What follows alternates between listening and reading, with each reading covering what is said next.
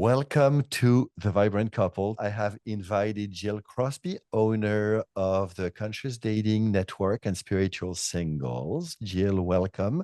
In part one, we talked about why more and more people are disenchanted with dating apps and why spiritual dating works. In part two, we want to talk about long distance. A lot of our success stories do start out being long distance. So, how do And you make that work? I know, right? It's so weird because when I started this site, Spiritual Singles, 26 years ago, I was not a believer in long distance relationships because I tried it and it didn't work for me. Had some friends that tried it, it didn't work for them. So I was pretty convinced that long distance doesn't work. But then success stories started coming in, and a lot of times they started out being long distance. And if you think about it, it makes sense because your soul, I call it your soul aligned partner or your soulmate, your divine complement, if you will, it makes sense that they may not live around the corner. And I mean, they could live in another city, state, or country, really. They could be anywhere in the world. So why the heck would you want to, if the priority is meeting the person that's really your best match, why would anyone want to limit themselves like saying, oh, well, I'm only going to date in the same city? Sure, it's freaking convenient to do that and it's great.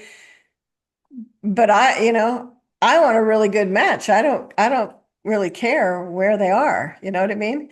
And you'll make the rest work. So us not having millions of members, being in more than hundreds of thousands range, it is a smaller niche site. And so, but even so, even if it weren't, even if we had those millions, I still think the odds of meeting that one person that's so good for you, they still might not live in your area. So My view is that there are only a handful of people crazy enough to bear with me. And so wherever she lives, who cares? I love it. Yeah, Yeah, yeah. That's yeah. good. That's great attitude. So Yeah. so two people meet on your site and they Yeah. live, a flight distance from each other, maybe an Yeah. ocean away from each other. So Yeah. how do you make that work? Right, right. Well, and the cool thing is the technology these days is conducive. When I started, video, was not so prevalent. Now, I mean, you can get on your FaceTime, your whatever. Even on our site, we have video dating, which I recommend because until you know for sure you can trust this person, like you have a really good feeling about them and you have vetted them to a certain extent, it's safer to stay on the site. I mean, we vet everybody as best we can, but still some slip through. So stay on the site, email back and forth a bit, make sure it's a go, and then schedule a video date on the site, ideally, because then you're not giving any personal information out. You're just keeping everything on the site private.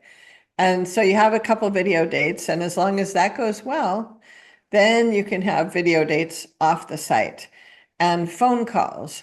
And what a lot of people do is and it works too because think about it, you can't get the physical touch or bed in the way of getting to know each other. Because sometimes when couples come together, when the chemistry is so good, that gets in the way, right? So with long distance dating, it can't. So they're forced to get to know each other.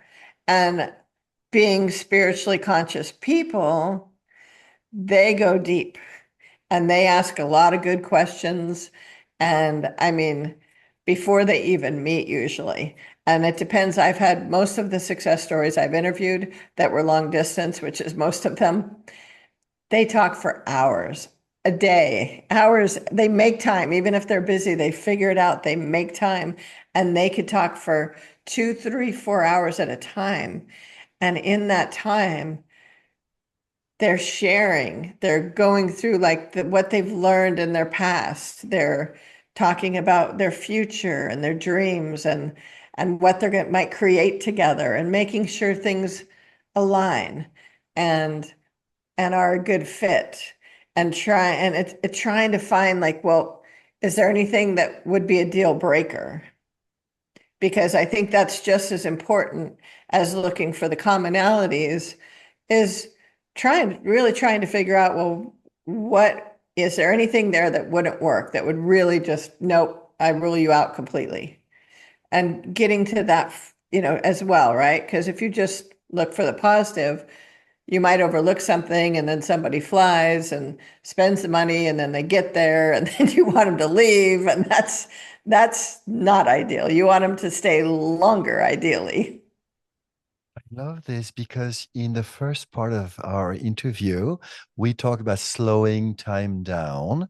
And what I'm hearing is that long distance, although it doesn't have the touch, although it doesn't have the smell, the pheromones, there Right. is something about slowing time down in which our um, attachment to basically she's the one, is he the one? Somehow we slow that down and we're able to basically spot the red flags quicker and let the green flags emerge.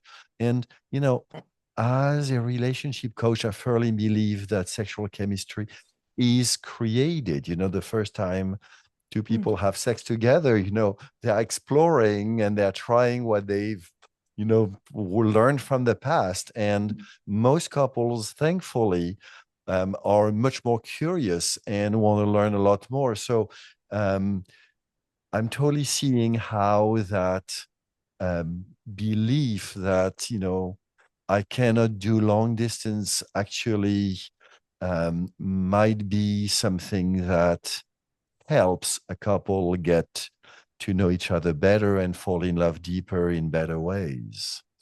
Yeah, for sure. I mean, I'm thinking of um, Randy and Kim, for example, one of the success story couples that I've interviewed. And Randy said that he was in Boston and she was in Austin.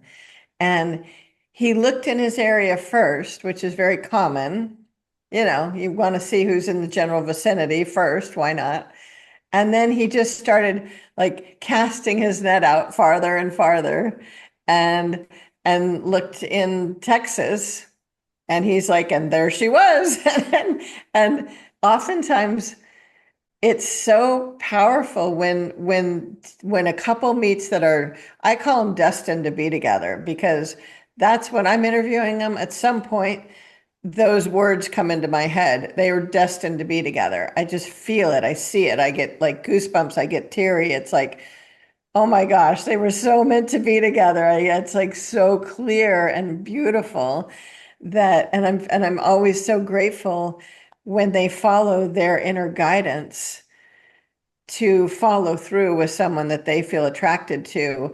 And when I say attracted, I don't mean just looks. I mean that whole profile and your soul is like nudging you and going, hey, hey, hey, pay attention, pay attention. This one's extra special.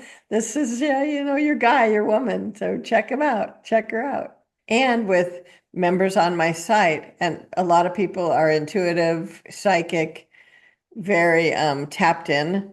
So they know it's like they will meet somebody and they can tell they're genuine, they're real, they're authentic.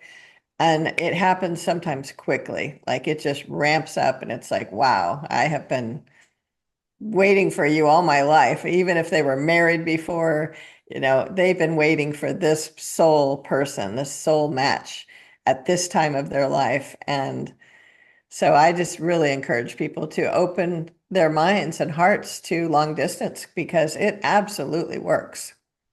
So when you know, but it takes a lot of work to getting to the So we'll see you very soon in that third video on the spiritual practice of getting to that point.